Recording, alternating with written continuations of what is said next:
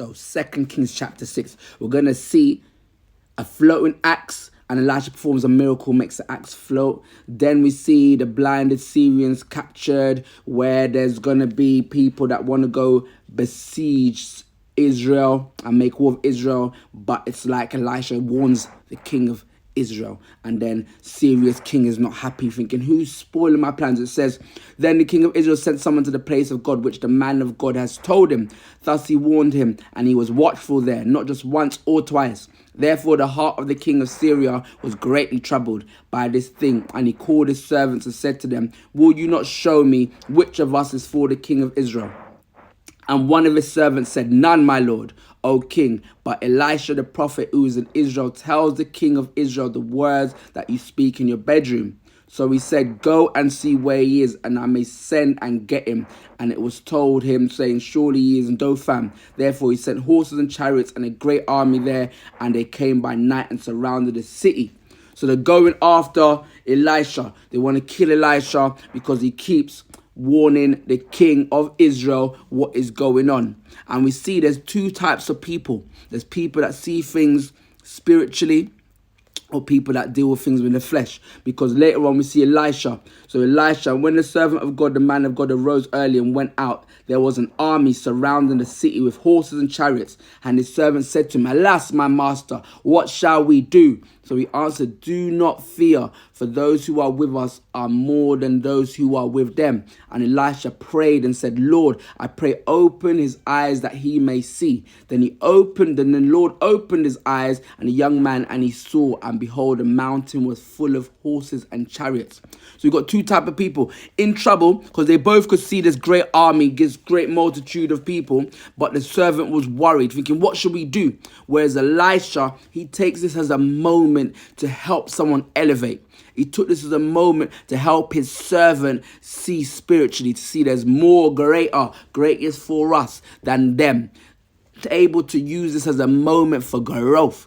He said, do not fear, but he prayed for his servant that his eyes will be open. So we can think about moments where we see great things ahead of us. That's a praying time. That's a time we can pray to see what we cannot see then. Can we see the situation differently? Are we able to see who is really for us? Are we able to see the multitude? Elisha is a powerful person. That means he can see spiritually. He can see the hosts of heaven. He can see what is there, what many cannot see. But he took this as a moment to pray, a moment to help others see what he too could see, a moment for growth. We need to be helping other people to grow.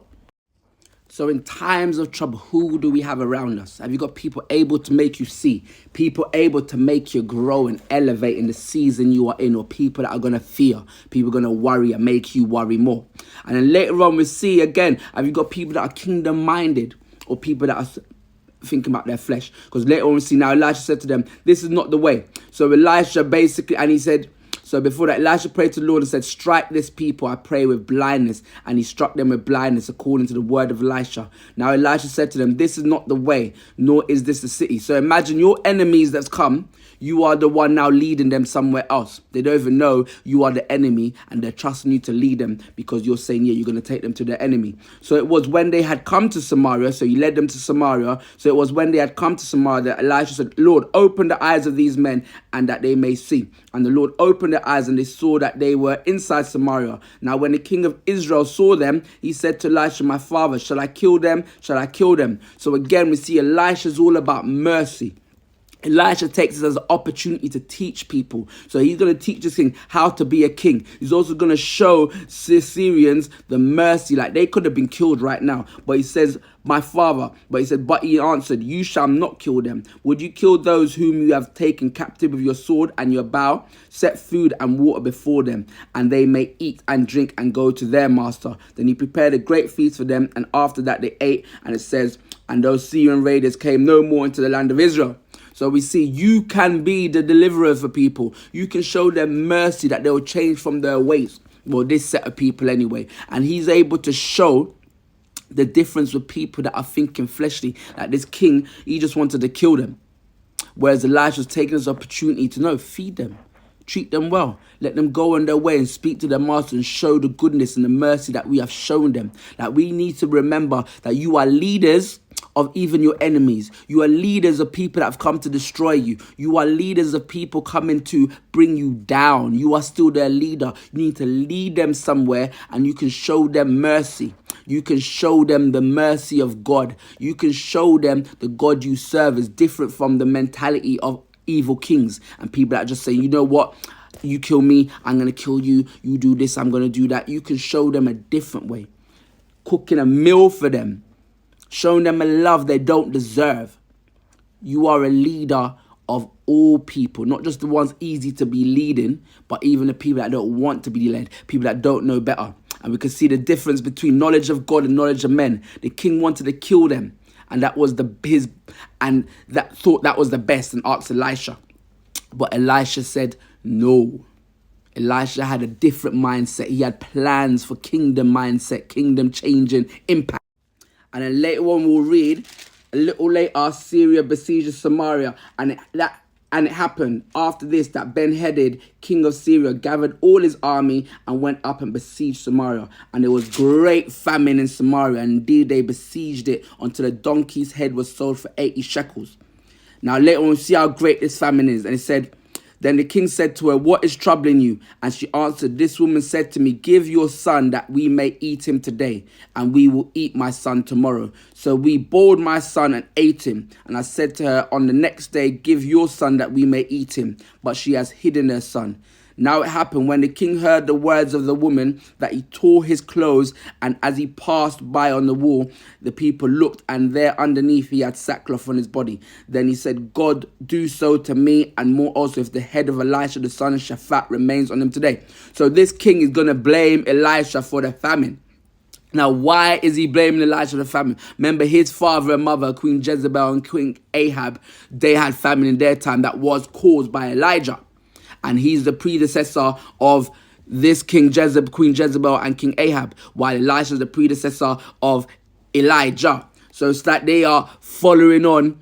He's following on. It's like generational hatred, if you want to call it that, or cycles of hating, passing on hate for people that you shouldn't hate. This is the power of the influence of Jezebel. Jezebel was the one that made King Ahab hate Elijah, and the prophets in the first place, and ordered their deaths. And Queen Jezebel is probably the same spirit, same person behind teaching her son, teaching her children to follow on in her steps of murdering people, and this hate for godly things, this hate for godly God prophets, the hate for godly positions. So this is why he's blaming. He's saying, surely this calamity is from the Lord. Why should I wait for the Lord any longer? And this is why. And he said, and while he was still talking with them, there was the messenger. But we know God protects his people, because then he said, God do so. Then he said, but Elisha was sitting in his house, and the elders were sitting with him, and the king sent a man ahead of him. But before the messenger came to him, he said to the elders, do you see how the son of a murderer has sent someone to take away my head? So we need to see who is influencing people. Like generations may have passed, but there's people still being influenced by evil. Still being influenced by their evil parents or forefathers or evil leaders. People that had their wills to have it against people of God. People now are still being influenced by people that just don't like people of God for whatever reasons, because they're in a cycle of not knowing the truth.